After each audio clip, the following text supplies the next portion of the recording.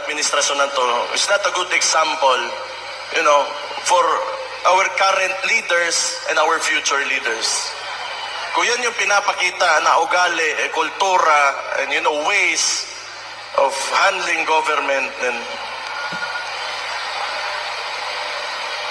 kawawa naman yung Pilipinas talaga. Kawawa naman. Sana naman matapos na itong yung practices ng mga trapo talaga. Nakakapagod na rin. Sa tagal na panahon, yung problema talaga ng Pilipinas, alam nyo, corruption talaga. No, tama. Corruption talaga. Magandang gawin, naiisip ko, Yun. ibalik mo yung death penalty. Tama. Isa